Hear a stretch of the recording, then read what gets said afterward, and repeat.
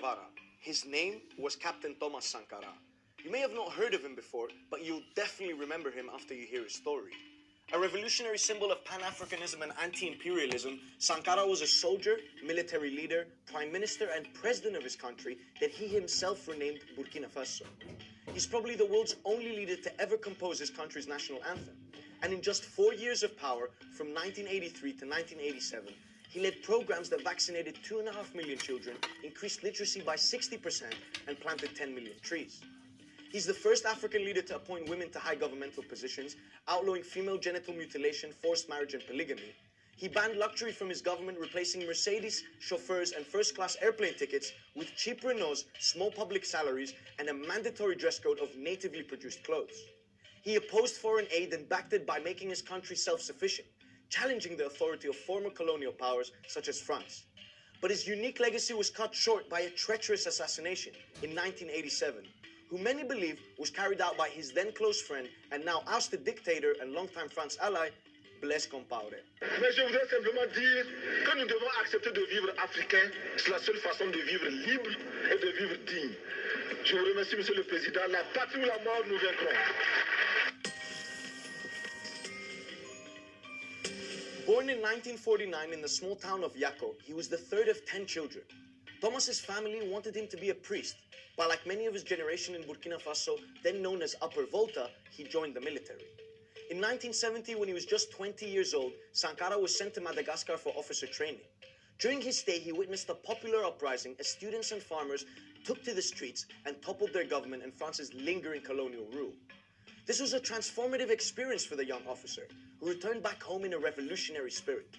In 1974, Sankara was hailed as a hero when his military prowess and strategy was displayed in a border dispute with neighboring Mali.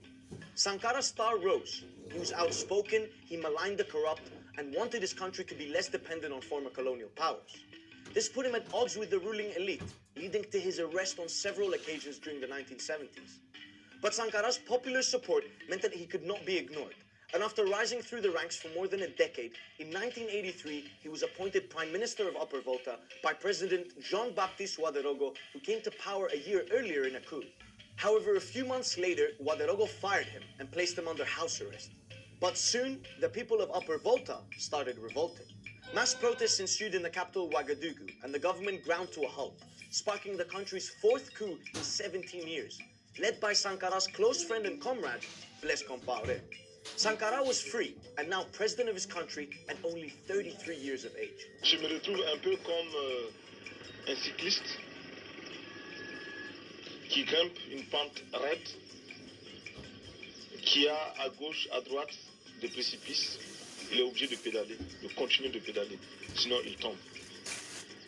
Alors, pour rester moi-même et pour me sentir moi-même, je suis obligé de continuer dans cette lancée-là.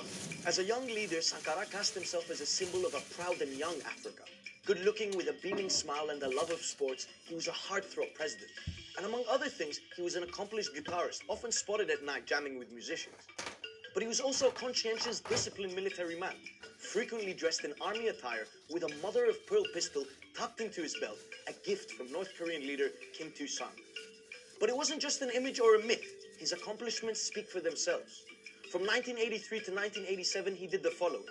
He rid his country of its colonial name Upper Volta and renamed it Burkina Faso, which means the land of upright men, in Maure and Douala, the two major native languages of the country. He even composed the national anthem of his country, probably the only leader in the world who ever did that. On the ground, he vaccinated 2.5 million children against meningitis, yellow fever, and measles in a matter of weeks.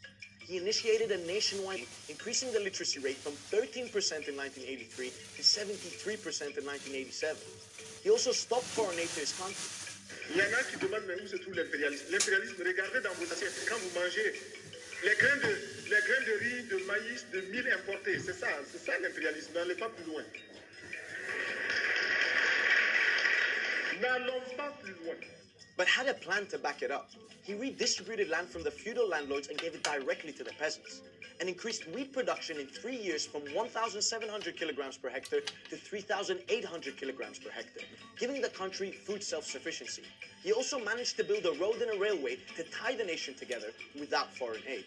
Nous devons mettre de côté ces aides par notre grande production. Il faut réussir à produire plus. produire plus. Produire plus parce que il est normal que celui qui vous donne à manger vous dicte également. Ahead of his time, Sankara recognized the effects of climate change and planted over 10 million trees to prevent desertification.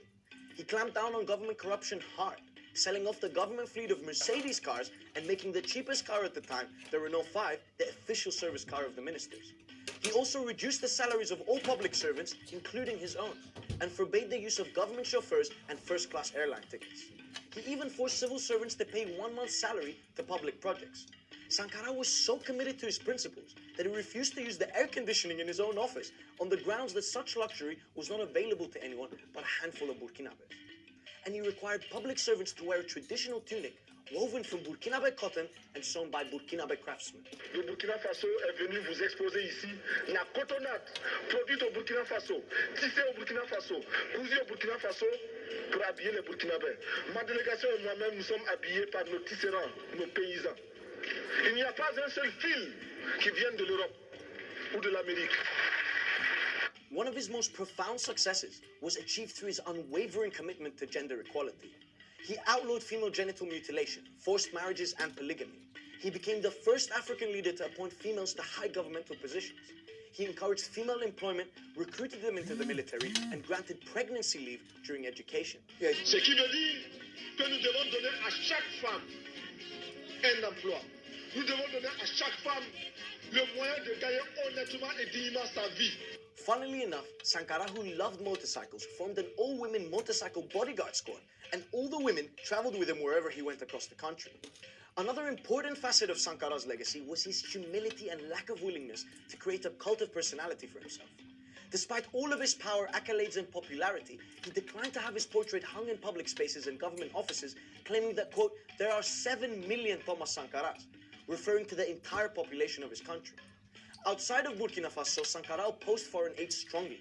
He saw it as a tentacle of colonialism and urged African nations to show a united front to repudiate their foreign debt. Notre conférence adopte la nécessité de dire clairement que nous ne pouvons pas payer la dette. Non pas dans un esprit belliqueux, belliciste. Ceci pour éviter que nous n'allions individuellement nous faire assassiner. Si le Burkina Faso tout seul refuse de payer la dette, je ne serai pas là à la prochaine conférence. He was highly regarded by the other anti-imperials of the time, such as Cuba's Fidel Castro, Libya's Muammar al-Gaddafi, Mozambique's Samora Machel, and Ghana's Jerry John Rawlings. But his tone and policies also won him enemies. Burkina Faso's elite were dissatisfied with Sankara's tight control of public funds and the damage that his policies had on their alliances with the West, and what they saw as an increasingly authoritarian style. On October 15th, 1987, on his way to a special cabinet meeting, Sankara was ruthlessly assassinated. This is how the only survivor of the incident recalls the event. On entend comme des rafales de pluie quand vous êtes dans une maison en tôle, des crépitements. Voilà où tout est parti. Et le camarade président se lève en ce moment-là. C'est de moi qu'ils ont besoin. Il sort les mains en l'air. Je précise bien. Les mains en l'air. The putschists also killed Sankara's entourage. All fingers pointed to his close friend and the man who once led a coup to install him, Blaise Compaoré, who now declared himself president of the country but denied any involvement in Sankara's murder. D'avoir perdu un ami, bien sûr. Et un regret aussi qu'à un moment de sa vie, il ait pensé à nous liquider. Dommage. Sankara was just 37 years old.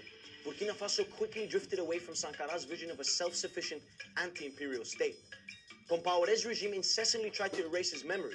But as the captain himself once said, while revolutionaries as individuals can be killed, you cannot kill ideas.